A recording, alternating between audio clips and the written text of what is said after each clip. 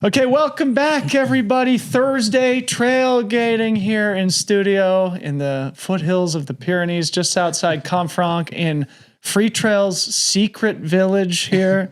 And we are joined by some very special guests. Of course, my co-host for the weekend, Mr. Adam Mary. Adam, good to see you, bro. Thank you, dude. It was a good day today. Such a good day. Yeah. Watching this guy, the man of the hour, shred the uphill. And the man of the hour, welcome to the studio. All conditions racing department, 4th place in the uphill world championship today. Christian Allen, Slim the runner. Thanks for having me. What's good, baby? First place, though, with the best hair in the race, no doubt. Team visor. Yeah, team visor, team bag, baby. Yes. Team mustache, everything. Bro, congratulations. I'm excited to get all into it, but maybe just first and foremost, how's the body and mind after an amazing run today? Yeah, I feel great. Yeah. It's probably like the first race I've actually tapered for this year. So I'm I almost doubled. No, I mean, not quite, but I did quite a bit of mileage today post race. And so, yeah, I can't complain. Sweet. I feel pretty good. Awesome. All right. Well, just a bit of housekeeping before we get the more detailed version of the story. First and foremost, subscribe to the channel, please. And thank you to the team behind the scenes. Tom Buchanan on the 1s and 2s. Ryan Thrower in the background here. Gracie Hins, who took some bangers up at the top of the hill today, including a couple of our boy Christian. So a big thank you to the team behind the scenes. Harmony and Travis, of course, at home. Today, what we're going to do is debrief the entire uphill world championship. Christian's going to give the boots on the ground race report. Then we're going to transition in the back half of the show and talk about tomorrow's race, the Short Trail World Championship, which I can't wait to talk about. It's going to be such a savage race. And then we're going to be obviously back in studio doing the same thing tomorrow, debriefing the Short Trail, looking ahead towards the Long Trail. And speaking of which, we're not going to get into it in detail here today, but breaking news yesterday, Jen Lichter has officially pulled out of the Long Trail team for Team USA. She's going to be in studio with us, occupying Christian's chair tomorrow. So we're going to get the story from Jen, but obviously very sad moment in her career, but Freetrail benefits from her knowledge here in studio tomorrow. So look forward to that. Make sure you go play fantasy, pick 10 deep in the Short Trail, Long Trail, and the Classic. If you missed the uphill today, we still got 3 more to go. Picking 10 deep. While you're there, check out Freetrail's analytics. We're going to talk about some of that here today. Stats tab, navigate to analytics. Check out Ryan's vlog yesterday. It was day 1 of Vlog City, a little 4-minute vibe piece from the opening ceremony. So check those out. And finally, a big thank you to All Conditions Gear for supporting our coverage here today. Christian represents the All Conditions Gear racing department. And it's great to see all the products out on the trail, and we're certainly grateful for their support. Go check out allconditionsgear.com. Launching into it here, I want you to start from the beginning, and as you do, Tom, could you please pull up this clip?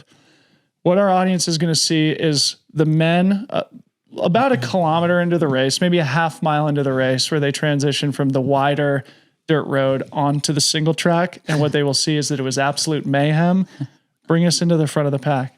Yeah, I've ran enough races in my career that are just complete chaos when it starts to funnel down into things. And so I was like, I'm going to get out hot and not have to deal with that. And maybe it might be a little detrimental, towards the end if you go out a little too hot, but I definitely just didn't want to get caught up in things, I ran enough cross-country races in college, and it's like an all-out sprint for 800, and sometimes the first turn where you hit those rebar turns, people are walking on the inside. So just knew I wanted to get out of trouble, and I'm glad because from what I've heard, it looked like chaos in the back middle pack. Yeah, so the folks watching will see you're in perfect position. You don't get held up at all, but it's people getting pushed over just behind you is crazy. I mean, and once we get to the results, you can basically see it in the video. Basically, the way that it turned out at the top of the mountain is what it was like at that initial pinch point. So you were smart to get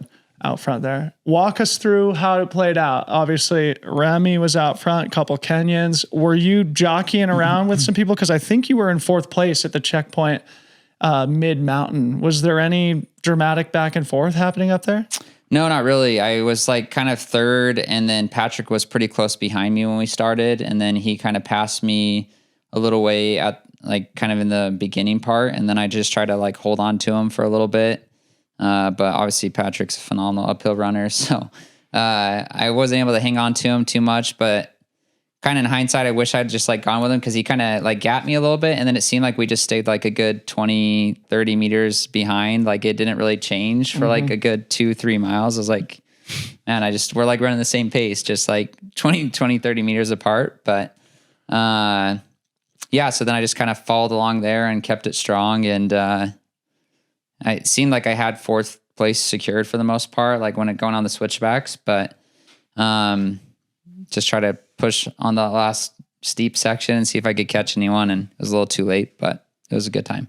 You didn't get to watch any of the live stream, did you? No. I was getting clips. So we sort of like jogged up the course yesterday, but we didn't make it all the way to the top. So when I saw Remi going up that final pitch, it was nasty. You know, like yesterday in yesterday's show, I was like, oh, it's like a pretty runnable VK. Yeah. But leading up to that, it is like, how did you feel? Like, did you feel like it suited you well with your marathon, like fast turnover background? Oh, for sure. Yeah. Like my coach, David Roche, he's like, we focused a lot on just like leg turnover and efficiency and getting the economy down. And obviously I do like uphill workouts as well, but like, obviously David's very like focused on economy and running and efficiency in general, but like for this course too, it really played towards, I feel like my strong suits. Like I can do good on VKs in general, but definitely the more runnable, like the better for me. Once it starts to get above like 30%, like where it's more like power hiking, I just don't come from like a schemo background where it's like, I'm not efficient at like folding over like a pancake and hiking super fast. I don't know how people do it.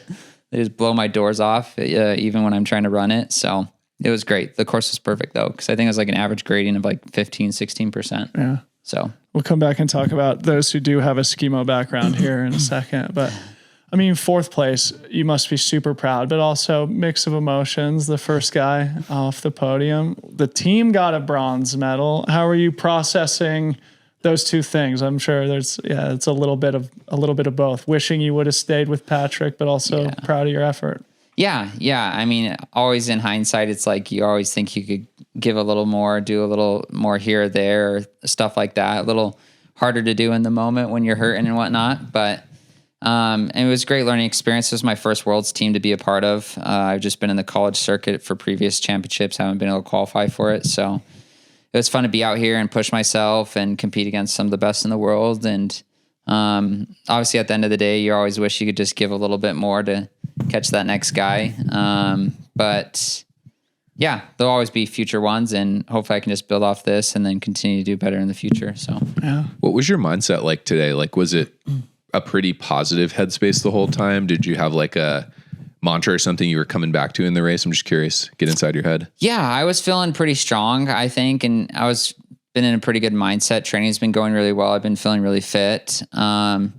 A couple of days like leading up to it, I'd like go to bed and I'd be like, Christian Allen, United States world champion is what I'd say, you know, like, and obviously it didn't manifest happen, it. But like, if you don't believe and you don't like shoot that shot or like aim for the fences, things will never happen. You know, it's like the first step, I think, is believing that you can do something.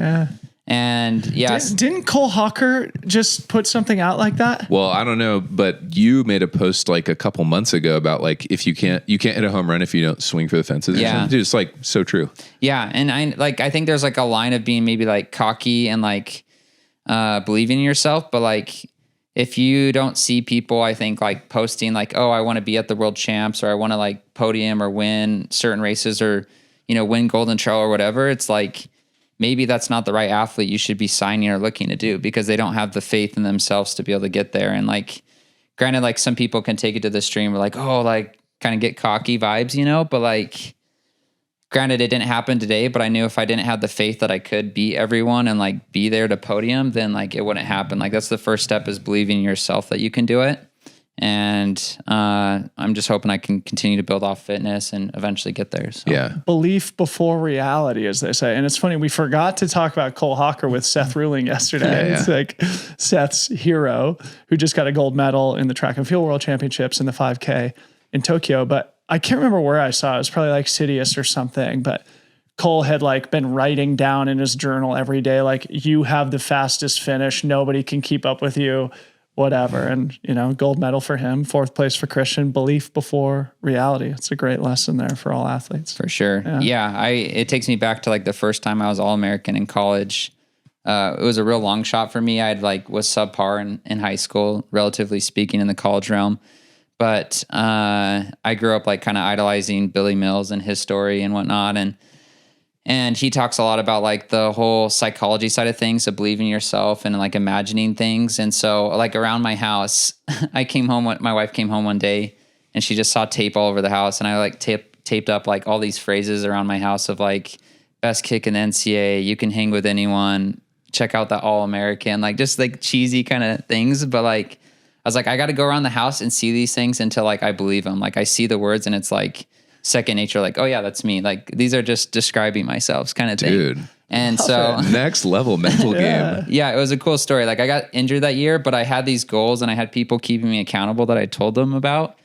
And like I had all these things that I was reiterating to myself to like convince myself and help myself believe that I could do it. And then that year I went on to like be All-American, and it was a cool experience. Yeah. Awesome. All right. So one more thing before we go deeper into the results and get your perspective on how everything shook out. Last year, you were on Team USA at the World Cross Country Championships. How do you compare to the two experiences, cross country for trail? Yeah, they're both very unique and fun. Just awesome experiences. It's cool to like represent in different ones, and I'd love to get like a trifecta. I'm hoping I can represent Team USA in the marathon someday. So there we go. Those are future goals. It'd be fun to be like cross country trails and the roads or something. So which one was more painful, cross country or the uphill? The uphills are so hard because like a lot of cross country or like 10Ks, you like start hard, but like, you really kind of like, it's kind of like stay relaxed until like maybe the last 2K and then it really hits kind of thing. But I feel like VKs, it's like the burners are like right off the bat. Like it just hurts a lot, but it's funny. I have a picture. This was before I signed with Nike. Some of the Nike people were out there and they took some pictures of me, and I went out way too hot. Like I was coming off an injury. I had a stress reaction. I found out like 8 weeks before Worlds, and I had to shut it down, just cross train real hard. And then I started running a little bit before Worlds. And so I probably wasn't like the best shape, but I feel like I was in good shape for cross training. And there's a picture of me, the first mile or 2K in, and I'm ahead of, Barega from Ethiopia, one of the best in the world. And then also I'm ahead of, Jacob Kiplimo, who won the race. It's like 2K in, I'm like in front of him. I'm like, I definitely should not have been there. Slim the runner, man. Yeah. Belief before reality. I took that one out hard and definitely hurt at the end, but nice. You're a front runner, man. I mean, you got swag, and that's something we all appreciate about you. All right, so let's talk about the race, outside of your own experience and some of the other top performers here today. I mean, one of the stories of the day, and one of the stories, I'm sure, of the week by the time things are all said and done, Remi Bonnet returns to competition Masterclass, after being injured for most of the season, and actually just dominated I was surprised. Event. Me too. I was perched like right where you could see them start to hit those switchbacks. And it was like, where is everybody? Dude, he had like 30 seconds on the field. Yeah. It was crazy. He sent it hot. Yeah, so Remi Bonnet finished in 37:50, a full 75 seconds clear of Richard Atuya from Kenya, who was 39:04. And then back-to-back world champ gets his third medal, this time a bronze, Patrick Kipneno, 39:20. So Patrick a full 90 seconds back from Remi. Remi must have been hungry for this one, huh? Yeah. He must have been in the pain cave on his uphill treadmill a bit. Yeah.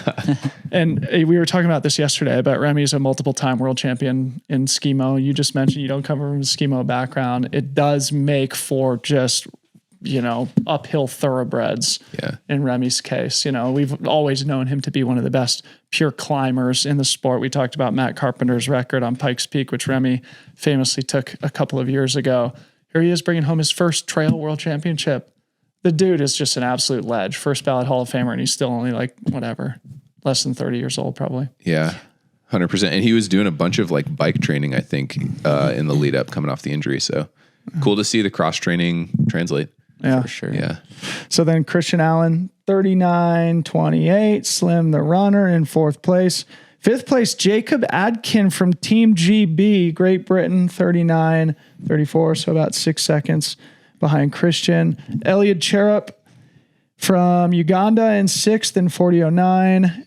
Jonathan Camilo Castillo from Colombia in 7th place, 40.16. Italian Andrea Elia, 40.20 in 8th. Quentin Melou, Frenchman, 40.20. And then another Frenchman, Theodore Klein, 40.24, rounding out the top 10. A lot of those names are totally new to me. It's something we talked about yesterday, Adam, of just like, this is sort of an entry point for a lot of younger up and coming runners. And especially, some of these people like Richard Atuya and Eliud from Uganda, sort of places for East African talent is starting to find the trail pipeline. Any other comments from the rest of the top 10 here? There were some big names outside the top 10 too. Cam Smith. Yeah. Team USA was in 11th, Yes. just outside. So Cam was cooking. yeah. Nothing else about the top 10. It's just super impressive watching all those guys like shred. Yeah. Baller. Yeah. Anything else from you on the men's race before we talk about the women? No, yeah. I think you'll just see it across the sport. More names you've never heard of that are just kind of up and coming, and people that are just entering the sport. I mean, I only entered it really like 2 years ago. I think there's just going to be lots of people that are coming from maybe more of a track road background, or just athletes we haven't heard of, because the coverage is not like the biggest thing in the sport. It's getting better and better, obviously, with like Freetrail and other things that are helping to grow the sport, which is awesome and much appreciated. But I think you're just going to see more and more talent that you've just maybe never heard of. Yeah. And so it's fun to see, and we'll see how the sport goes from there. Yeah, well said. Well, thank you for the kudos, and you guys make our job easy and super fun too. So moving on to the women, another amazing race, a barn burner, and actually a closer race, top to bottom, both in terms of the individual and the team competition. Nina Engelhard, who's a name I've heard, though I'm not super familiar with her, a German bringing home a gold medal to Deutschland, 45.33. Crushed it. Smoking fast. So about 8 minutes behind the men's winning time for Nina Engelhard. Second place from Finland, Susanna Sapunki, 45.59. So she was only 25 seconds back. And then in third place, Anna Gibson, the pride of Jackson, Wyoming, brings home her first international medal after winning both the qualifying events, the vertical and the classic. She's, of course, going to be doubling back. 46.07. That put her roughly 40 seconds off a gold medal here in the vertical. Say a few words about Anna.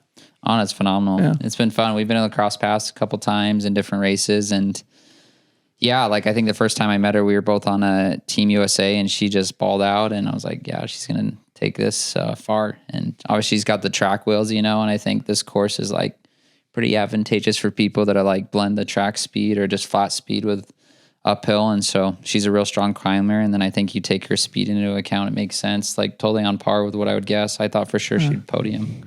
Do you know anything about Nina or Susanna? Susanna, I know, really well, actually. I know her and her partner, Villy. I've got to know them pretty well over some WMRA stuff, and they're phenomenal. She's actually pretty speedy herself on the roads. Don't quote me for sure, but I think she's ran like 31-ish on the roads in the 10K maybe or something. Like she's a fast, like flat runner. And they've been living in Italy for quite a while now, doing some training up in the altitude. Nina, is that her name? Nina. I'd never heard of that name before, but obviously there's a lot of Europeans I don't know of. But if you click through and look at her results on fantasy.freetrail.com, she's definitely puts a lot of great results on the board. I think mostly in that World Cup mountain running circuit. So those ones have great like stimulus for this because they do VKs all the time. And you get various courses from like flatter, faster ones to real steep ones. So we'll see if we can get in touch with Nina and try and get her in studio. That's really cool that I think Susanna might have won the WMRA final. I don't know if it was in the VK, but I think she won one of the finals that they had. It was like the week after the UTMB week. Okay. But, balling out. And so cool to see Germany, Finland, USA on the podium there on the women's side. In fourth place, Martha Chemutai, 46.44. So Anna actually was pretty comfortable back to fourth place. Fifth place, the Italians. We'll talk about them in a second. 47-13. In fifth, that was Francesca Gelfi. Sixth place was Crystal Dawali from France, 47-16. Seventh place was Lucia Arnaldo, 47-32. Eighth place, Nelly Clement, 47-40 from France. Ninth place, Laura Hottenrott, 47-43 from Germany. 10th place, Emma Cook-Clark, somebody we talked about yesterday, Canadian, 48-07. The only other name that I know of the top 10 is Emma Cook-Clark. Again, we mentioned this yesterday, but she was second at the Speedgoat 50K, running the second fastest time ever behind Jen Lichter. Don't know much about her either, but really looking forward to getting to know Emma Cook-Clark and these other characters who I don't know a lot about, because I feel like this is looking ahead in the future, like towards Cape Town and, you know, probably races like Broken Arrow and OCC, and then eventually the CCCs, et cetera. This is that pipeline here. Totally. Any other comments on the women before we talk about the team stuff? Yeah, it's fun to see just like a bunch of names from all across the country. I mean, geez, all across the world, you know, various countries in there. So it's fun to see them mixing it up and to follow like what goes forward from there. Yeah.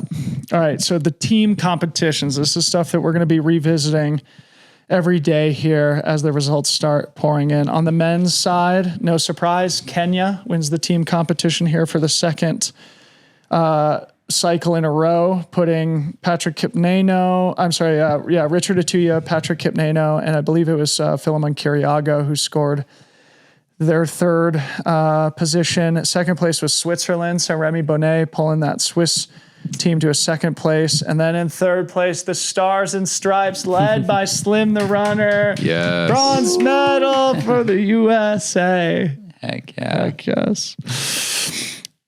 Anything you guys want to say about that? I was just going to say we need to do our San Marino check-in, dude. Oh, we're getting to the San Marino Okay, check-in. good. Yeah, we're Okay. going to get to the San Marino check-in. But this is we've adopted a country. Freetrail has. Aside from the USA, we've adopted a country. Heck yeah. On the women's side, shout out to the Italians. Italia bringing home a team gold medal. Heck yeah. And I think it was actually by a decent margin. I had the points, but I didn't write them down here. But Italy brings home the gold. Second place, Did they have France. a girl in the top 10? Yeah, Italy had 2 in the top 10. That's no, sorry, just 1 in the top 10. But they were clustered, I think, Right all in there. the top 15. Yeah. Ran as a team. So Italy first, France second, Canada third. So the Canadians bringing home a bronze. You guys are going to get to stand on a podium and receive that bronze medal this evening. Probably something that'll feel pretty special to somebody of your background. Yeah, that would be sweet. Yeah. I don't know what it'll feel like. So it'll be the first time, and it'd be cool to grab that. Yeah. All right. Well, tune into Ryan's vlog this evening where you're going to get to see Christian Allen standing on a podium receiving a team bronze medal for Team USA. Okay. Closing down our recap of the uphill. San Marino, baby. Yes. So setting some context here. Yesterday we were hiking up the VK course and we saw people from a bunch of different countries, including several people from San Marino. And we stopped them and said, "Hey, where are you guys from?" And they said, "Oh, San Marino." And I just nodded my head as if I had any idea what they were talking about. And we looked it up later. It turns out San Marino is this tiny little independent country on sort of the eastern half of northern Italy, sort of just east of Florence, it looks like. Huh. Tiny, tiny place. But it's totally surrounded by Italy. So it's just an independent country that's surrounded by Italy. And we've adopted them as a country. San Marino, showing up proud. We had Marco Francione, Stefano Benvaudi, and Luca Sansoni, all just outside the top 100. So shout out to the San Marino Huge men. shout out. And then I have the women here. And Anita Bonini on the women's side for San Marino. Amazing. So, Team San Marino, Freetrail's got your back, okay, guys? And if you As can do get the us, Boulder Boys. yeah, and the Boulder Boys. Yep. And I if think you, the Utah boys claim them, actually. yeah, that's right. We're all Sorry. fighting for San Marino. We got to get citizenship and compete for San Marino. And There's a lot of kind of weird countries like I that. know. When I raced the Poland Golden Trail and then went over Sears and all, we stopped in like Liechtenstein. yeah, I'm like, where do these just tiny countries, like, how do you even get your independence? I feel like, you know, like just surrounded by these massive countries, like, yeah, sure, whatever, I guess. Yeah. So if the governing body from the San Marino Trail delegation can kick down a few team jerseys, we'd be happy to receive them Yes. here. Yes. Ryan, what was the other country that you were pumped up about? Cambodia. Putting some good results up. I was talking with my friend Robbie Britton there at that bottleneck point that our audience just saw on TV. And he pointed out a guy who was sort of in the back part of the men's race from Azerbaijan. And he's apparently the only guy from Azerbaijan. And he is like personally set up the trail running association in that country too. Dang. So shout out to all those heroes here, the unsung heroes from the small countries here. Obviously, we're going to be giving shine to all the podium finishers, the medalists, etc. here this week. But it's really fun for us who are on the ground to see these small countries who are sending teams. It's, I think, probably a magical experience for everybody who gets to participate, especially from those more obscure countries. So yeah, such a unifying force, builds cultural awareness, Totally. I've never heard of some of these places, but now I'm a fan, Sport. All right. Are we ready to transition and start talking about tomorrow's race? Let's do it. Okay, Yes. Before we do, a big thank you to All Conditions Gear. Tell us about your kit from today, because it was all ACG'd up. Yeah. It's fun to see ACG stepping more and more into the scene. And obviously, as we're going to be growing as a kind of brand within Nike, they're going to be, I think, investing more into that area. I've heard the rumor on the block is going forward, any like world championship team you'll have, they'll be like ACG logoed eventually here going forward in future teams. So I cannot confirm that. I could be totally wrong. We won't quote you on it. That's just what I heard. But yeah, ACG is awesome. I'm super excited. They've been innovating a bunch. I've been using some secret shoes, that it will come out eventually here soon. But the Ultrafly 2s are phenomenal. I got to do a few VKs in Chamonix with them, and yeah, they're awesome. ACG Ultrafly, you can see over my left shoulder. A big thank you to All Conditions Gear for their support of our coverage. I'm going to be rocking my Radical Airflow tee in studio at some point. Keep teasing it. It's getting warmer and warmer throughout the weekend. Eventually, I'm going to need some cooling for my high performance podcasting. And in addition to Team USA, they're supporting Team GB, Germany, Kenya, Canada, and Uganda. So, just looking at the results today, ACG may have carried a bunch of these individuals to great performances in the uphill, and we'll look out for that. Did you say Germany? Germany, yeah. Germany's, man, they're sticking it to their own Adidas right there. Yeah. They don't want anything to do with it, man. Insulting.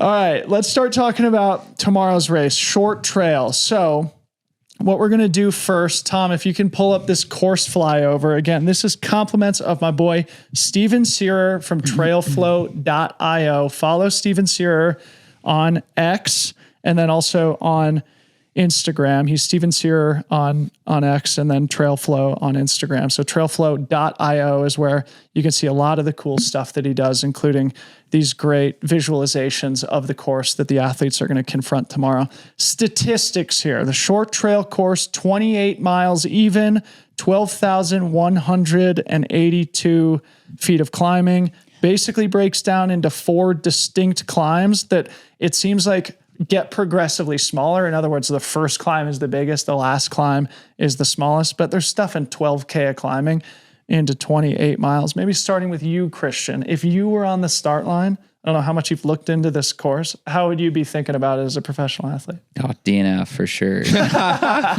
No, my track record ain't great on these longer races here. No, that's tough. Yeah, I have a harder time with just like the nutrition with all the jostling there. So I think that'll be interesting to see, like, while it's not like longest, kind of 50K race, with the vert, I think it could end up taking maybe around that 5-hour mark, roughly, if I'm just guessing.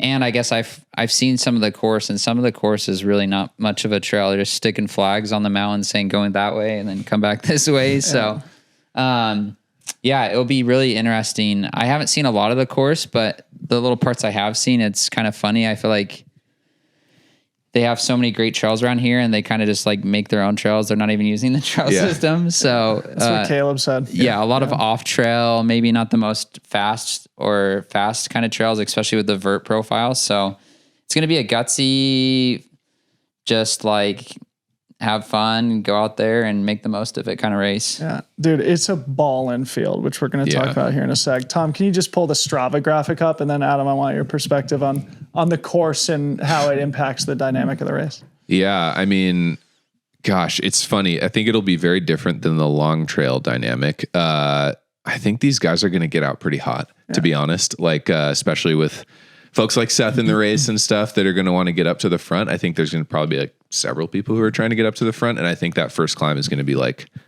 pretty freaking fast.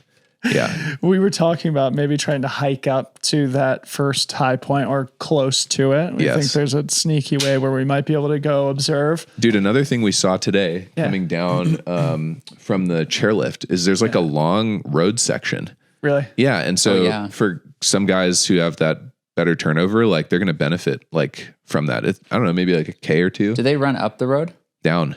Oh, down it. Oh, so they go up the VK course. Yes. And then they come down. Okay, Yes. yeah. I cooled down that way and I was like, what? The flags are on the side of the road? It's like just a gravel side road almost for a while. Yep. So that'll be interesting.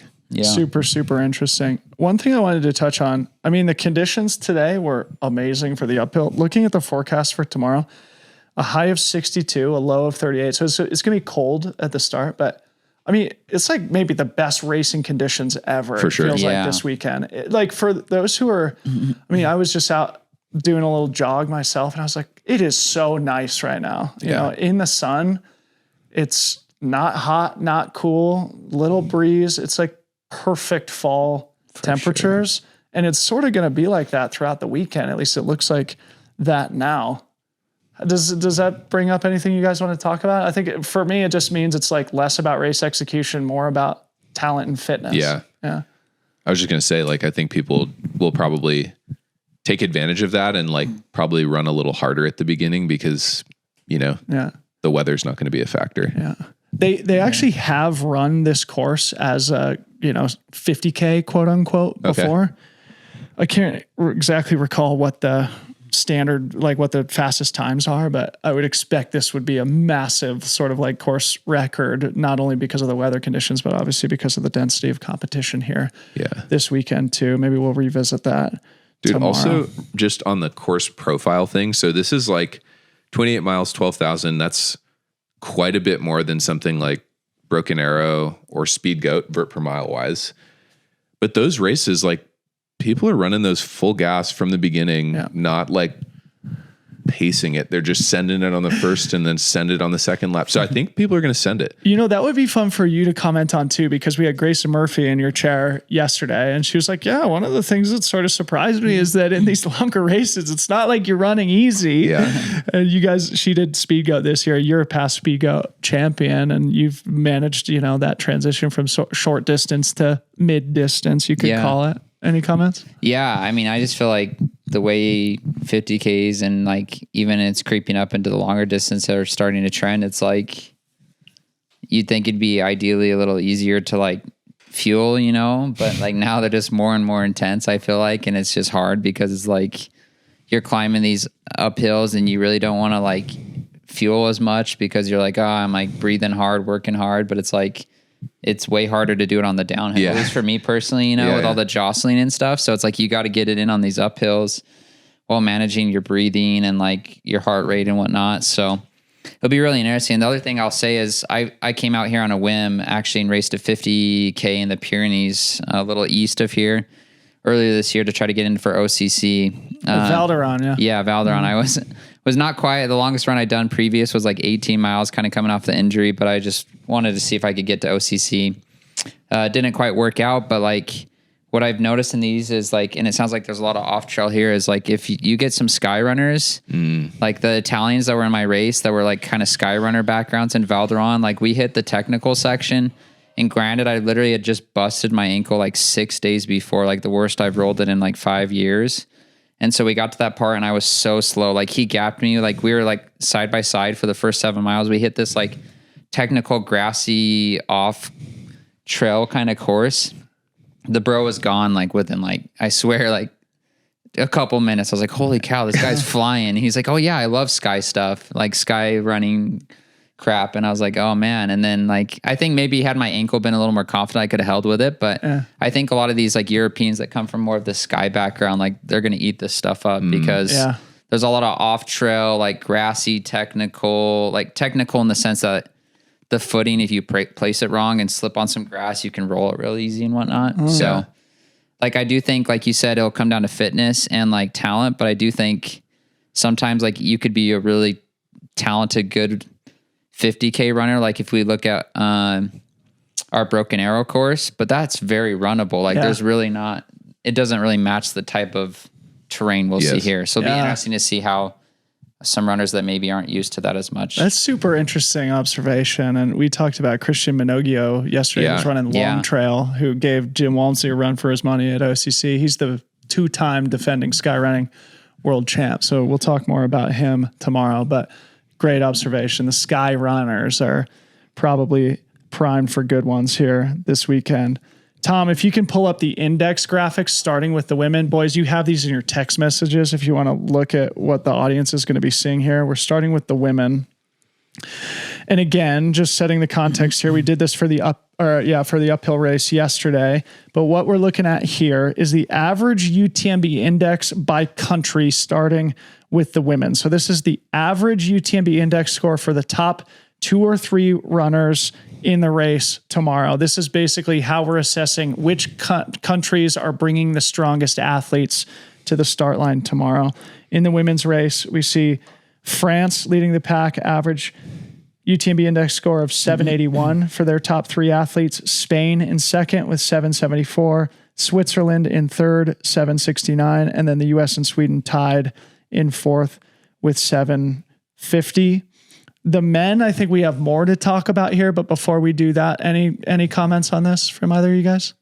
I mean, just based on Christian's observation earlier about like sky running and maybe being more comfortable in this kind of terrain, like watch out for Spain, dude. Yep. Like they probably got the beta on this course. Totally. Yeah. Yeah. I mean, I think the Spain, France, I think it'd probably be pretty rare to see the 1-2 be any lower than that. I could be wrong. I just feel like with their 1-2 punch, regardless of the order, I think, you know, their backyards are full of stuff like this, especially with the Spaniards. I'm sure they know this terrain like real well, probably done some camps up here. Yep. Checked it out. So it'll be interesting. Yeah, I was going to say home field advantage for the Spaniards potentially. But France is all fresh, right? France is all fresh. And they're just like a couple miles up the road, man. Yeah. That's true. We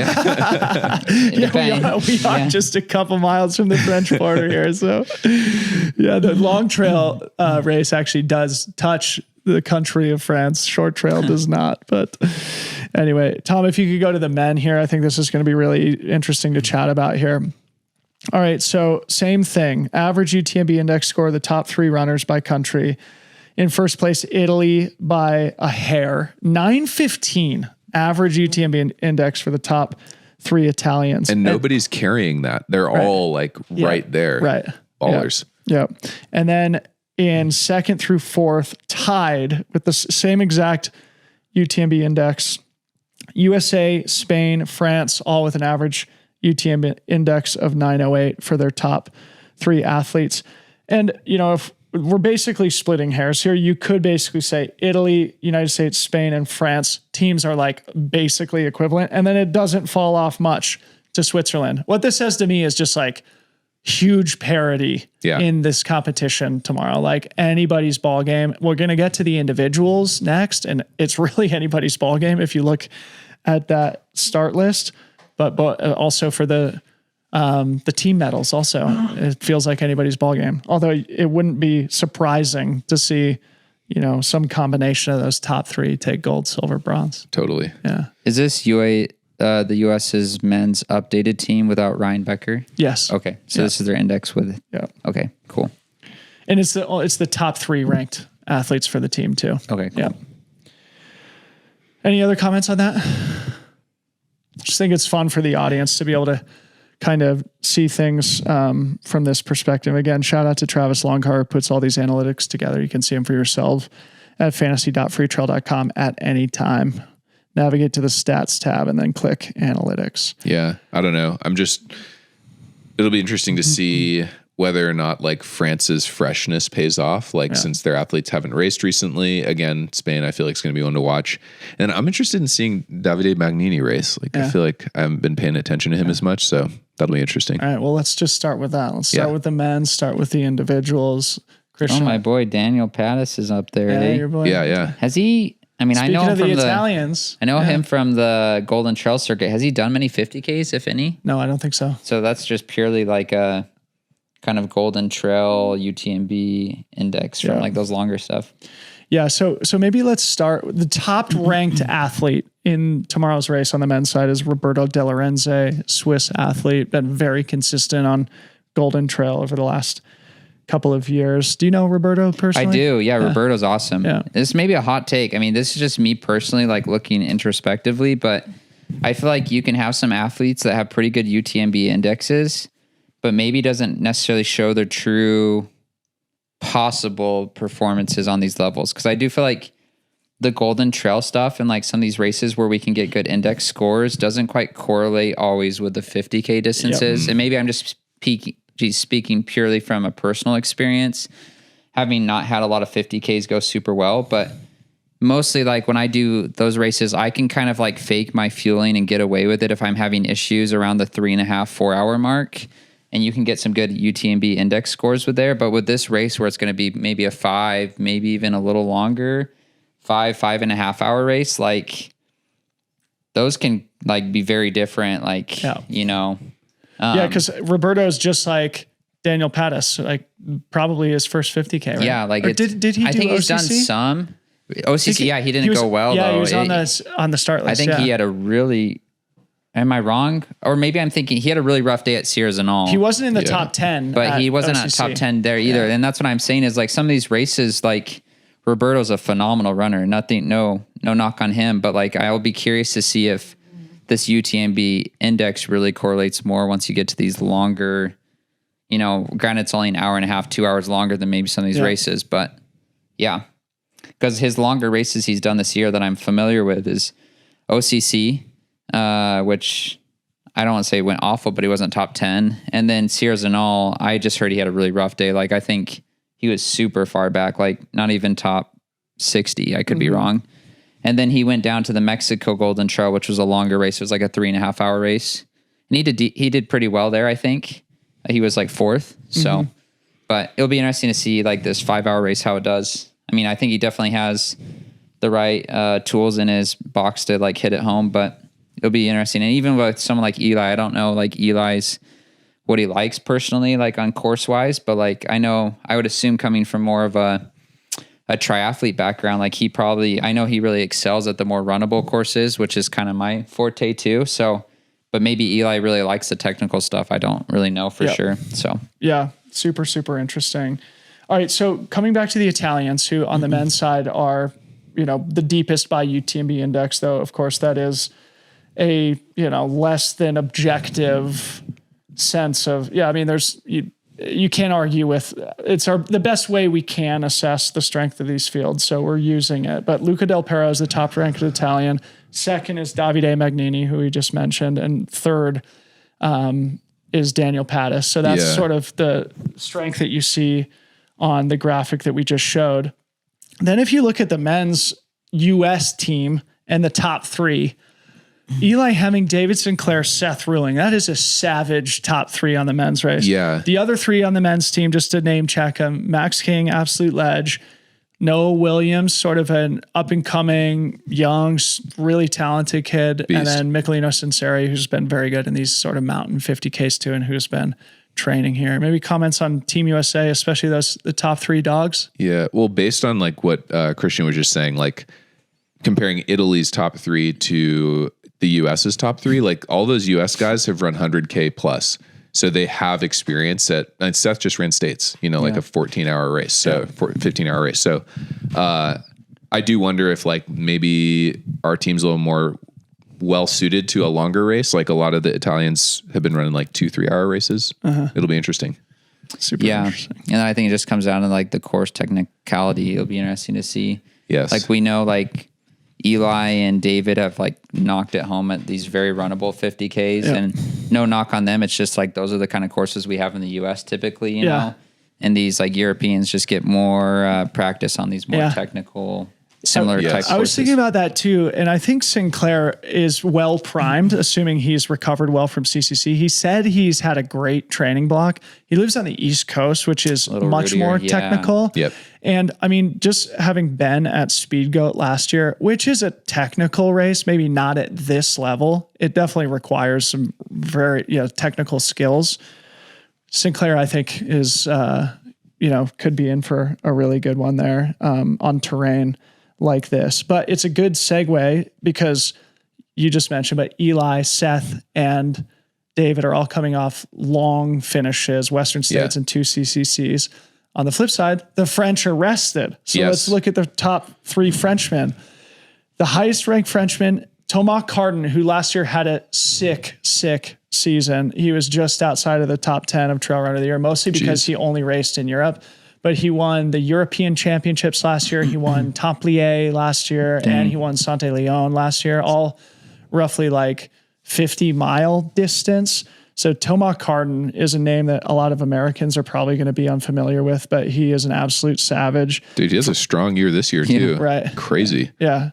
What has he done this year? Zagama 6th, Marathon de Mont Blanc 3rd, and then several other wins. Yeah. Okay. So he'll be a name to follow. He won a 50K. Yeah. So Freddie Trenchard, the second-ranked Frenchman, also a great athlete, and then third, Sylvain Kichard. And again, so just to remind our audience, the French are fresh because they were not allowed to compete at any of the races at UTMB, something we talked about during our coverage at UTMB, and that we've touched on a couple of times. And isn't Frederick have like a big orienteering background?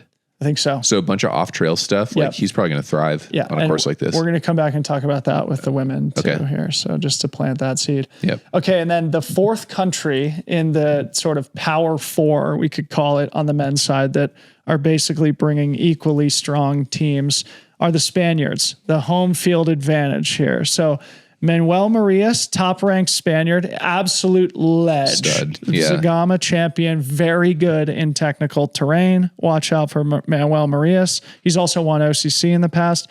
Antonio Martinez Perez, who's a 3-time podium finisher at OCC himself. I think he was 8th at OCC this year. And then third-ranked Spaniard, Elaine Santamaria. Anything you want to add on those guys? Do you know any of them? No, not really. Cool. I'm sure they're dogs. Yeah. And then, so we can move on to the women, but a couple more things I just wanted to touch on here. Team GB, Christian Jones, who was in the mix for a podium at OCC. He finished 5th, just outside of the podium. He's leading Team GB, and Thomas Roach is the second-ranked athlete from Great Britain. He was second in the short trail in Innsbruck. Okay. So very strong 1-2 for Team GB. I was talking to Robbie Britton, who's sort of part of the organizing committee for Team GB. And he said, yeah, we really need a kicker in that third spot, meaning like we got 2 dogs.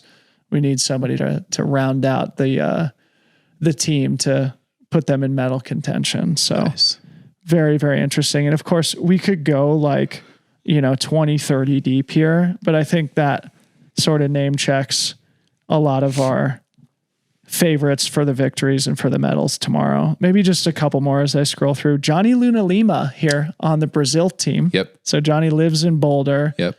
And good athlete. So cool to see him representing Team Brazil.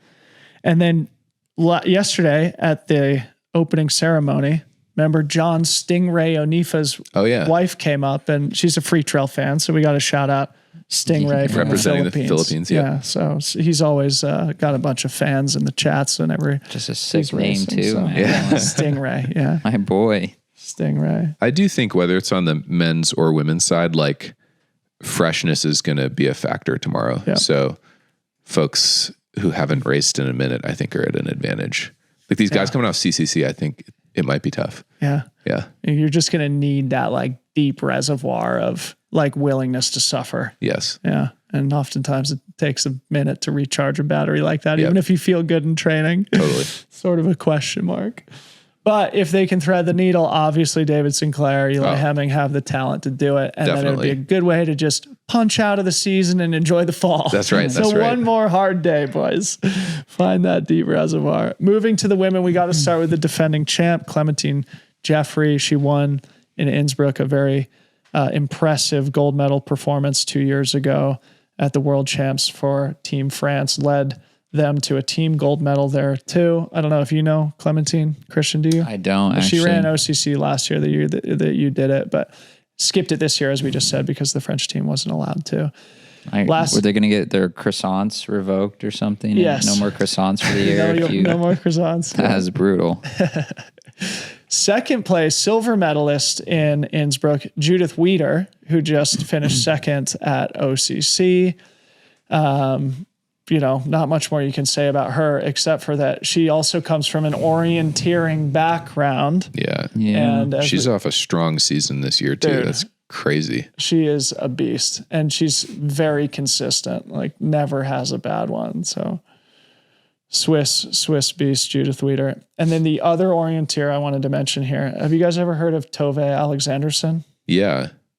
She's the second ranked athlete in the women's race, but definitely a name that you don't see a lot in the trail running circuit because she focuses mostly on orienteering, where she's a world champion. She's also a ski mountaineer.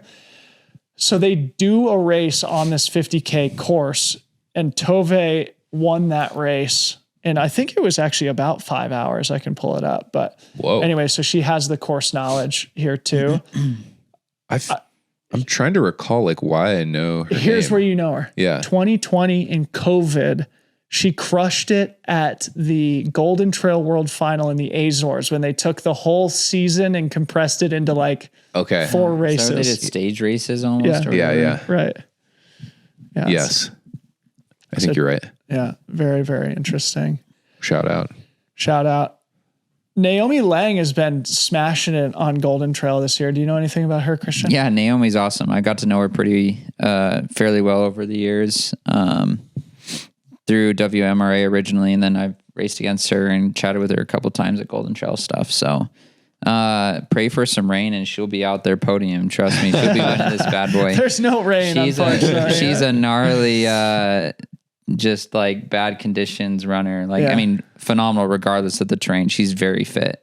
But man, if there's some monsoon that blows in somehow tonight, man, expect her to take the dub or something. Yeah, so she won the Pitts Alpine Golden Trail event this year. Yeah, from the UK, they get a lot of rain. She's great at that kind of wet technical. But I think she was second at ETC too. I mean, just seeing her season again, I don't know her personally, but to me, it's one of those people that you mark of like Anna Gibson, sort of okay, the next 15 years belong to people like Naomi Lang and Anna Gibson, right? Yeah. So cool. I know originally she had to kind of do a bit more working to try to make her running work. So there's a lot more of push and pull there. And now I think she's had a little bit more support to kind of focus on the running this year. And so I think it's kind of really helped her just to not feel so pulled in multiple directions and focus some more time on just training. And it's really hit home. She's been knocking out of the park. Totally. Nice. Sarah Alonso, she's coming off a great one at OCC also. Yeah. Has been, I think she's second or third in the Golden Trail standings right now. Probably also going to be looking ahead 2 weeks to the Golden Trail World Final, which is coming up here quickly. I'm sure she's motivated too. Yeah. Love to win one at home. Yeah. And I know she raced OCC, so you'll see how she recovers there. But I assume just coming off of that injury, crazy accident with the cow and whatnot, I bet her fitness is just building and getting better and better. Because I know she had a fairly quickish turnaround to get ready for OCC. So assuming she's not fatigued from that, I bet her fitness has just gone a little better since then. Yeah. All right. Real quick. Maud Mathis. Third place is Here's and All. Third place at OCC. I think she was 14th in the vertical today. Doubling to the short trail that's crazy. tomorrow. I was just thinking, I was wait, I just saw her. Yeah, that's true. Yeah, we were talking yesterday, but there was a period in Maud's career where she was unbeatable, you know, for probably 2 years. Yeah. I think she's a 4 times Here's and All champ. yeah, she had a solid one in the vertical today as a nice tune-up for short trail tomorrow. Yeah. Now, it's taken us a little bit to get to the Sierras and All champ after Drelene Chepneno's suspension and disqualification, Caroline Kimutai from Kenya. So this is an interesting story here, right? Because in the last couple of cycles, we've seen the strongest athletes from Kenya compete exclusively in the vertical in the classic. Yes. Caroline Kimutai, definitely a favorite to win tomorrow, just given her track record and her talent. Maybe doesn't have the experience, especially for a race that mimics a sky course. But Caroline Kimutai, a Kenyan, in the mix here for conversation among the favorites. Yeah. Interesting. Does she have experience at races this long? No. Okay. Yeah, it'll be interesting. Yeah, I mean, I think the one thing I'd point out about her is she didn't run super great at the Austria, like comparative to her other performances at Austria when it was sloppy and a little more technical. So this course being a little more technical and not as runnable as like a Sierras and All or these other races that she's knocked it out of the park, it'll be interesting to see if she does all right at the more techie kind of course. Yeah. So speaking of it taking a long time to get around to somebody, a certain 3-time medalist, 2-time gold medalist, Grayson Murphy, stepping up to the short trail this year after focusing on vertical and classic the last 3 cycles.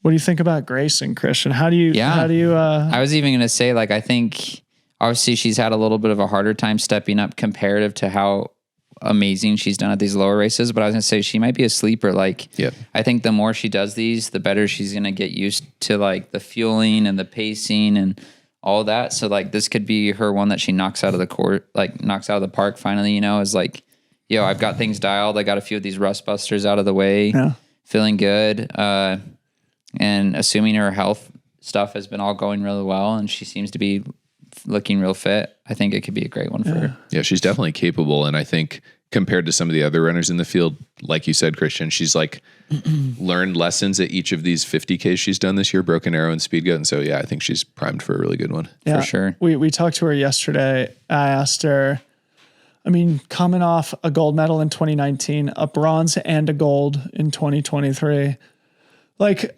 you must come in with like a lot of at least internal pressure. And of course, people like us are talking about her as one of the favorites. Like, is it a situation where you're disappointed if you don't get a medal for somebody like Grace? And she's kind of shrugged it off and was like, you know, I'm just having fun experimenting at this point in my career. I feel like she's got the right attitude for it too. Definitely. Yeah. That's perfect. All right. So let's give some shine to the rest of Team USA here, as we like to do. So Helomino Faulkner, Tabor Hemming, Grayson Murphy, Jane Mouse, Ruby Lindquist, and Lindsay Allison, Team USA. Pretty solid team there for the Stars and Stripes too.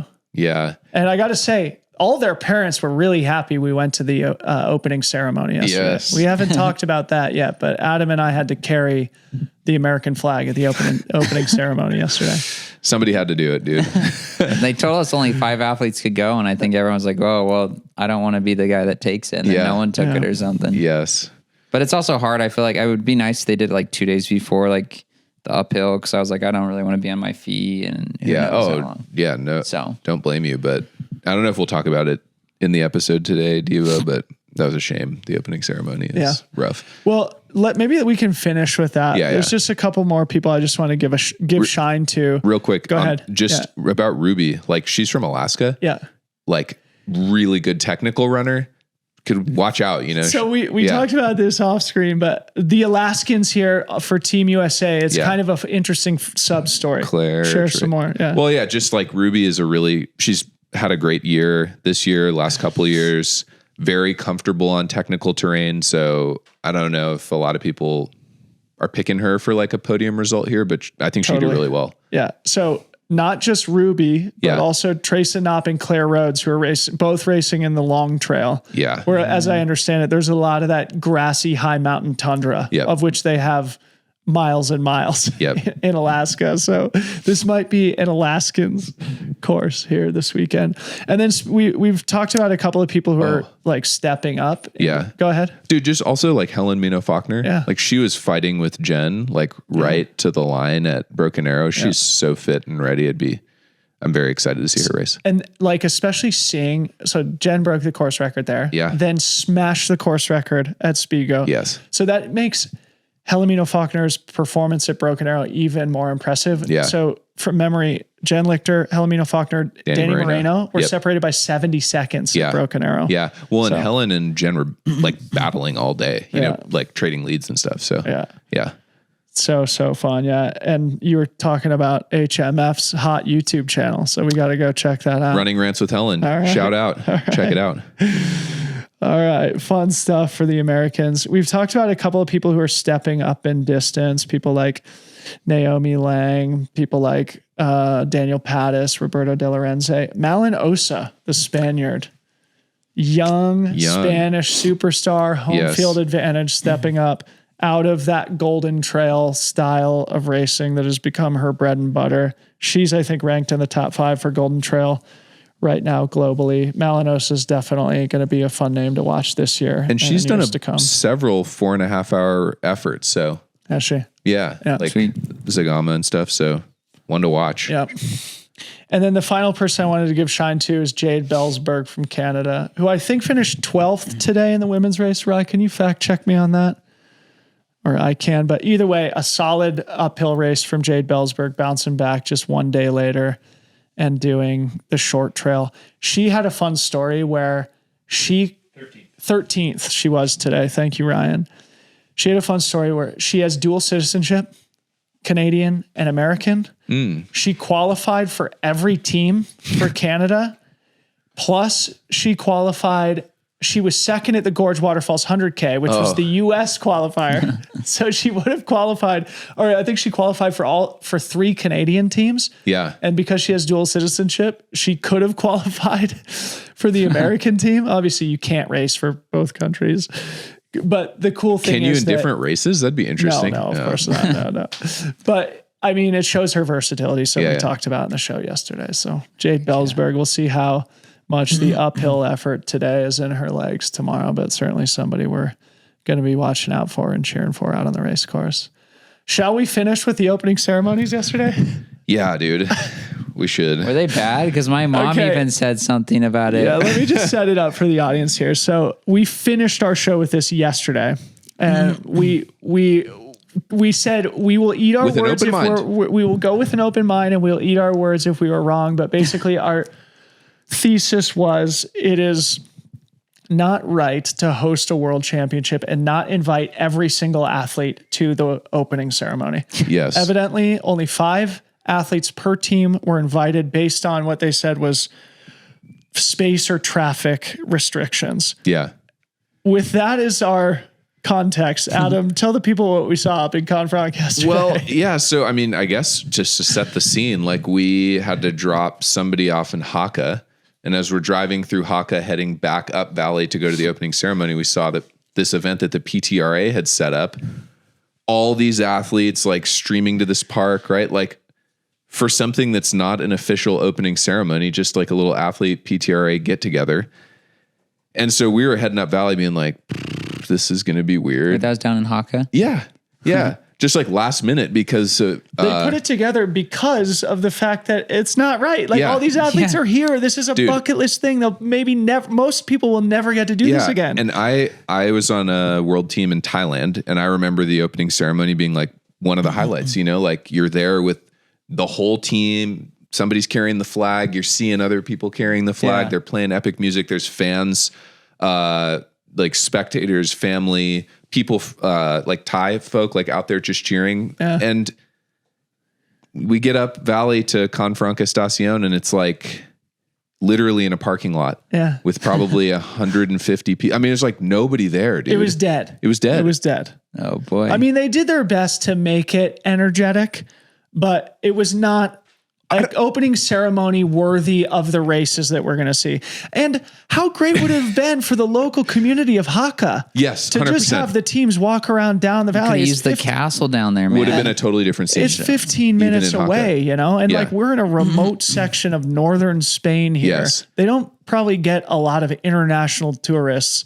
What a moment of pride for the people of Haka Yes. and for the Confranc Valley to have everybody marching in a single opening ceremony. And I could have even forgiven it if it was like, oh, it was up in Estacion and it was a little dead, but like brought all the athletes together. It's like to not invite all the athletes is not right, to your point.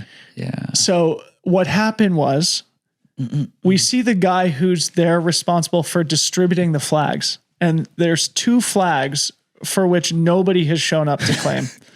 One of them was the Stars and Stripes. The other, I couldn't even identify. Yeah. So we had a little internal debate as a team of like, do we go get the Stars and Stripes and get in line here just so that we can have some representation in the I have field? to call you guys up for the long trail now. You know that? We did. We did. And as soon as I held the flag up, all of a sudden, all the parents from Team USA came They were like, around. are you on the team? They were like, where's the team? Where's the team?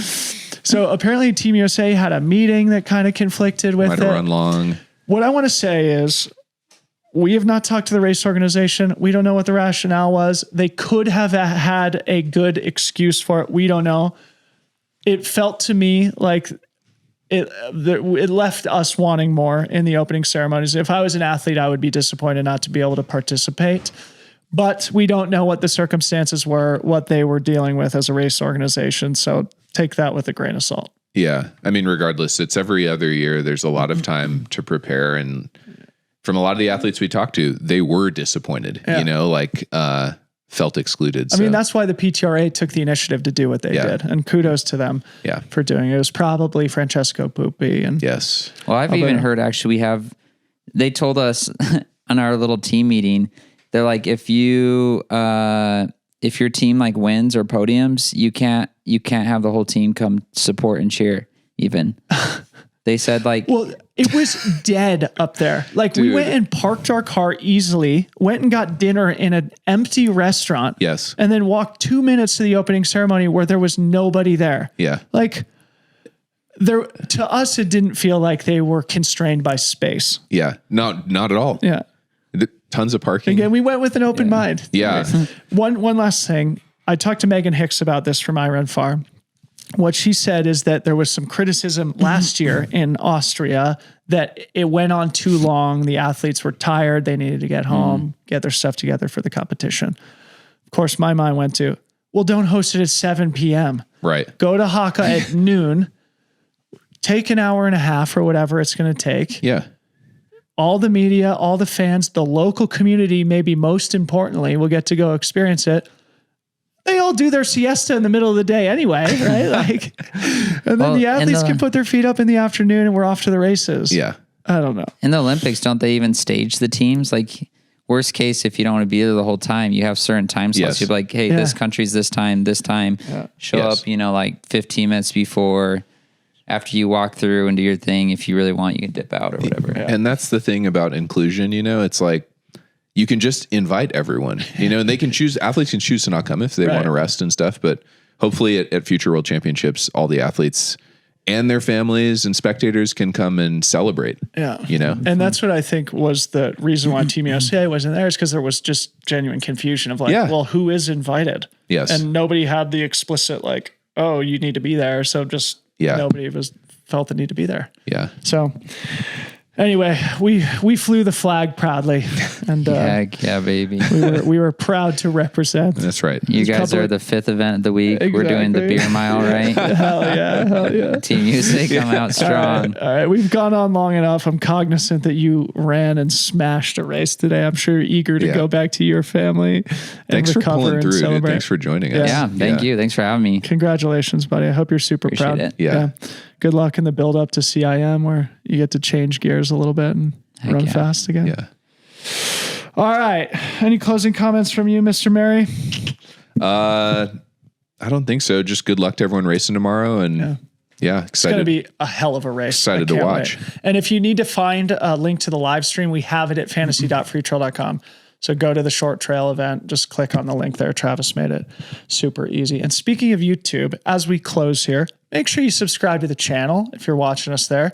And make sure you go back and watch yesterday's vlog from Ryan and also watch today's vlog, which Ryan is diligently working on right now in the background. It's going to be an absolute heater. Apparently they got some great footage at the top of the course. Shout out to Ryan, the hardest working man in trail running. Play fantasy, pick 10 deep for the next 3 days. Short trail, long trail, classic. We're going to be back in studio tomorrow with Jen Lichter, debriefing the short trail, hopefully celebrating some amazing performances.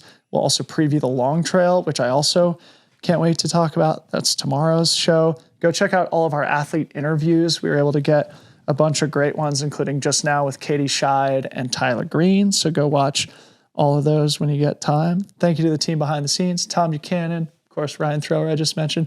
Gracie Hins, maybe the rookie of the year, took some bangers up on the top of the hill today. Go see those on our Instagram account. And of course, Travis and Harmo back home. And finally, last but not least, all conditions gear. Taking our boy Christian Allen to a 4th place up the mountain. I'll be rocking the Radical Airflow in studio tomorrow. Allconditionsgear.com. We couldn't do it. We're stoked to see that 6-pack, baby. Hell yeah. Hell yeah.